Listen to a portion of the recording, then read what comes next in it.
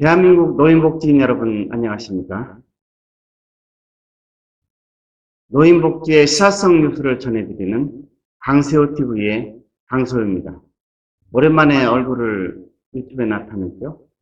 자, 오늘 전해드릴 소식은 대한노인이라고 하면 우리 노인복지 분야의 제일 큰 맏형격인 단체라고 할 수 있죠. 그 대한노인회와 제1야당인 국민의힘이 결탁하여 일반인들이 전혀 이해하기 어려운 대한노인회법이라는 이름의 의원 입법 발의를 했다는 소식과 현재 60여 개 이상의 노인복지 단체와 학술단체, 그리고 NGO, 노동조합, 시민단체들이 반대 성명 발표와 규탄을 하고 있는 현장의 모습을 보내드리겠습니다. 자세한 뉴스 전해드립니다. 국민의힘 김태호 의원 등 19명이 지난 5월 3일 대한노인회법 발의를 했습니다. 대한노인회법안, 대한노인회가 지금도 있는데 무슨 법안을 새로 제정법안을 발의했는지 궁금해하실 겁니다. 입법 제안 이후에서 김태호 의원 등은 현재 대한노인회 지원에 관한 법률을 통해 대한노인회가 국가의 지원을 받고는 있으나 특수법인으로서의 지위를 확보하지 못하여 노인의 권익보호 및 복지 증진을 위한 활동에 있어서 한계를 지니고 있다고 설명하고 있습니다. 말하자면 엄살이죠. 그것으로 끝나지 않고 노인의 권익 신장과 복지 증진을 도모하고 노인의 사회 참여를 촉진하여 국가 및 사회 발전에 기여하기 위해서는 대한노인회를 특수법인으로 설립하도록 함으로써 법적 지위를 개선하고 재정 지원을 위한 법적 근거를 마련하려는 것이다 라고 입법 발의 지지위원들이 강조하고 있습니다. 그런데 실제로 사실을 알고 보면 이러한 이들의 주장은 전혀 사실과 다릅니다. 실상은 그렇지 않다는 얘기입니다.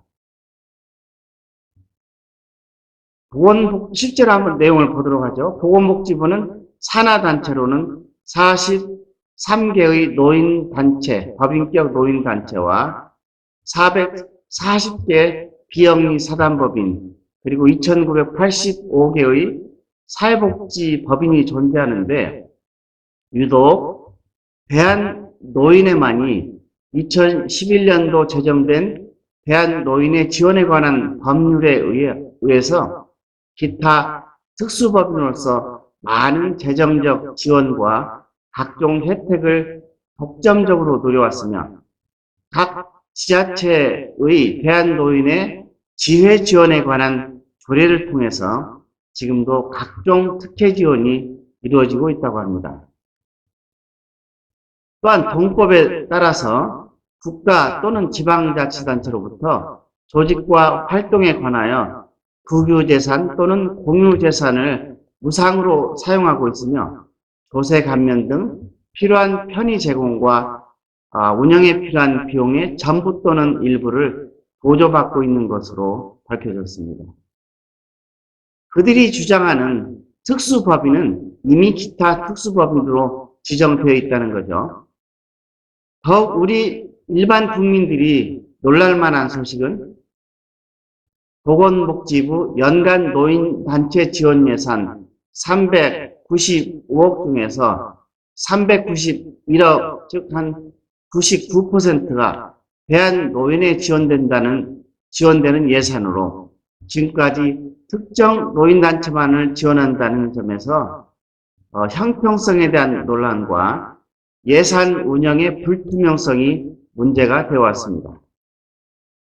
그 밖에도 비민주적 운영 및 직원 갑질 의혹, 그리고 리더들의 횡령 등 중대 범죄로 전임 회장들이 구속되어 옥고를 치르고 있는 상황임에도 각성과 성찰로 거듭나기는커녕 타당성이 없는 새로운 법정단체로서의 특수법인을 설립하겠다는 것은 본래 설립 목적과 상충된 것이므로 별도 법 제정은 불필요하다고 볼 수 있을 것입니다. 자, 입법 발의된 내용을 자세히 살펴보면 일반 국민들이 잘 이해가 가지 않는 부분도 많이 존재합니다. 하나하나 그 내용을 살펴보기로 하겠습니다. 첫 번째, 입법안 제5조에서 대한노인회의 회원은 65세 이상 대한민국 국민을 정회원으로 60세 이상의 대한민국 국민을 준회원으로 하며 노인복지에 공헌이 많은 자로서 회장의 추천으로 이사회의 동의를 얻은 사람을 특별회원으로 한다는 것입니다. 여기에서는 무슨 문제가 과연 있을까요? 우리가 어느 단체에 가입할 때 나이가 60세 또는 65세 이상이 되었다고 해서 자동으로 가입시키는 일이 가능할까요? 회원의 자격을 60세 및 65세 이상을 나이를 기준으로 획일적으로 규정하여 동의도 받지 않고 자동 가입시키는 것은 헌법에 보장된 대한민국 국민의 일반적 행동 자유권과 경제활동의 자유, 헌법 제21조 제1항에 보장된 결사의 자유를 침해하게 되는 것입니다. 또 영업의 자유도 침해하고 있죠. 이는 국민의 기본권을 침해하는 것이며 회원 가입을 이유로 회원 대상자, 가입자의 개인정보를 동의 없이 보관하는 것은 개인정보 보호에 관한 법률에 위반되는 것이고 중대한 국민의 사생활 침해 우려가 될 수도 있습니다. 또한 노인복지에 공헌이 많은 자로서 회장의 추천으로 이사의 동의를 얻은 사람을 특별 회원으로 한다는 것은 무슨 문제가 발생할까요? 대한노인회가 사업을 하려면 사업계획을 수립하고 기획재정부로부터 예산의 배정을 받는 작업이 선행돼야 합니다. 많은 단체들이 또는 국가기관들이 사업계획서를 내지만 실제로는 기획예산처의 예산 배정을 받지 못해 좌절되는 경우가 허다합니다.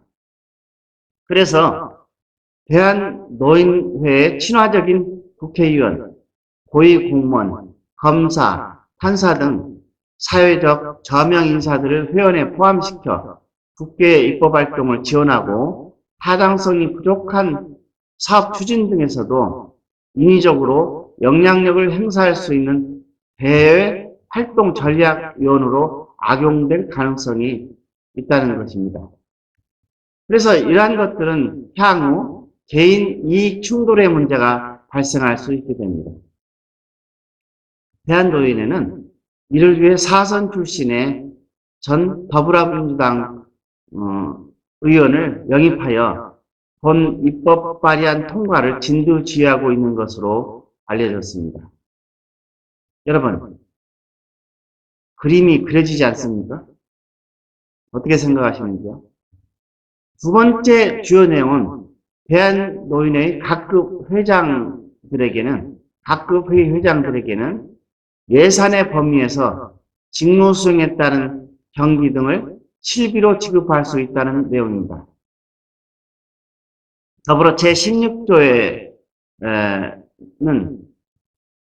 16조에서 다룬 노인문화건강증진센터의 장을 겸하는 각급 회의 회장과 임명하는 임원에 대해서는 정관으로 정하는 데 따라서 특별 보수를 지급한다는 것과 국가 또는 지방자치단체는 예산의 범위에서 대한노인회에 대하여 그 조직과 활동에 필요한 비용의 전부 또는 일부를 보조하거나 그 업무 수행에 필요한 지원을 할 수 있다는 규정을 제14조와 제17조에서 두고 있는 것입니다. 이 조항 역시 1000만 명 이상의 예비 노인 또는 60세 이상이죠. 예비 노인은. 그 다음에 65세 이상의 노인의 권익 신장과 복지 증진이라는 불특정 다수의 회원을 대상으로 하는 것이 아니고 소수 대한노인의 회장단 및 임원급에게 하나여 경제적 특혜를 주고자 하는 그런 입법 발의안이라는 것입니다. 예를 들어 현 회장인 김 회장이 공식 석상에서 이 법안이 통과되어야 할 사유로 전국 연합회장과 지회장에게 월 100만 원씩 활동비를 지급하고 노인 회장이 노인문화건강증진센터장을 겸직할 시 월 400만 원의 보수를 추가로 지급하여 월 500만 원을 보조한다고 하는 것을 설명하고 있다는 것입니다. 얼마나 놀랄만한 일입니까?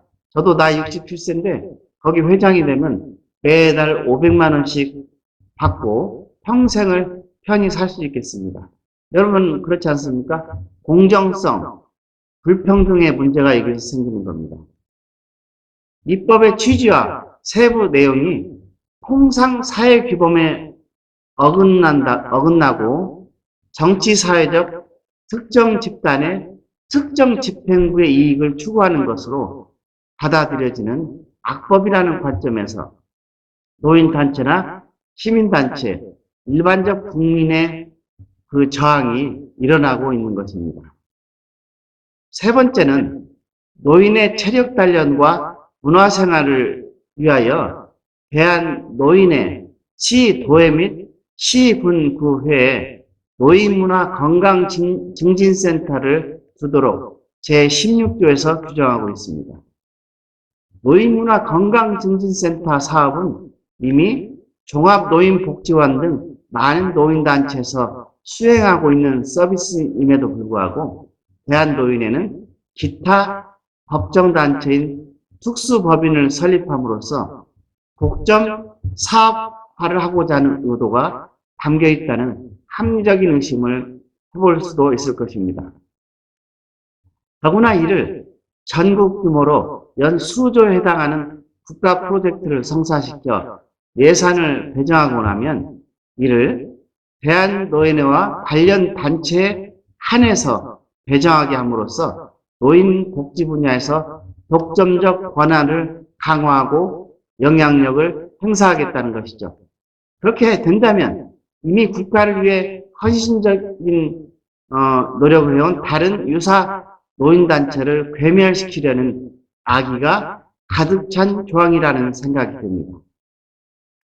더구나 현 회장은 언론과 인터뷰나 설명회에서 전국 연합회장과 지회장에게 월 100만 원씩 활동비를 지급하고 노인회장이 노인문화건강증진센터장을 겸직할 시 월 400만 원의 보수를 지급한다는 선거 공약을 공개하고 있으며 이 법안을 의원입법 발의한 특정 정당의 불법 정치자금으로 유입될 수 있는 가능성과 위험성이 공존하고 있는 것입니다. 이러한 것들이 대한노인회 홈페이지에 그대로 올라와 있죠. 그 내용과 법안의 내용이 일치한다는 겁니다. 대한노인회와 연관을 맺고 있는 특정 정당 국회의원 등 사회적 리더들은 대형 노인문화 건강 증진센터 프로젝트를 성사시키기 위한 로비스트로 활동할 개연성도 근거가 없는 것은 아닐 것입니다. 마지막으로 대한노인회가 구상하는 어마어마한 수익사업에 관한 이야기입니다. 입법안 제21조에서는 대한노인회가 보건복지부 장관의 승인을 받아 노인복지시설의 운영사업, 노인 장기환기관도 하겠다는 거죠.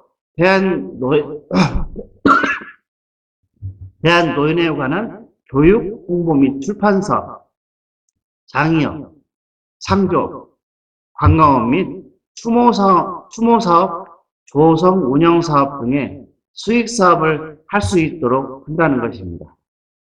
본 조항은 대한노인회가 노인을 위한 노인이 돼서 죽음에 이르기까지 관련된 모든 서비스 사업 일체를 통합하여 연결하는 가치사슬, 밸류체인의 모든 사업을 법정단체라는 우월적 권한을 이용하여 독점하게 함으로써 여러 노인단체 또는 민간 사업자를 괴멸시키는 골목상권 죽이기를 공적기관이 앞서서 자행하고자 하는 것으로 의심이 됩니다. 이미 마치 이것은 농협이 하나로마트 사업에 독점적으로 진출하여 다른 모든 영세 농작물 생산 사업자를 사라지게 만든 것과 같은 논리입니다. 더구나 대한노인회는 국가가 시행하는 국공립 장기요양기관 확충 방안의 일환으로서 노인요양시설 및 주야간보호센터, 재가 서비스 사업에 참여함으로써 민간 장기요양기관 줄이기에 앞장서는 공익단체로 탈바꿈할 수 있는 것입니다. 이렇게 된다면 대한노인회는 순수 노인을 위한 복지서비스 기관이 아니라 거대 공용 수익사업 단체로 전락하게 되어버립니다. 그래서 법인의 목적성을 크게 이탈하게 되고 결국은 국민의 지탄을 받아 다음 정권에서는 사라져야 할 괴물로 변질될 가능성도 충분하다고 볼 수 있습니다. 우선 일부 방송 여기서 마치고 잠시 후 제2부에서는 대한노인의 법안이 철회되어야 할 명백한 사유와 근거를 설명드리고자 합니다. 시청해 주셔서 감사합니다.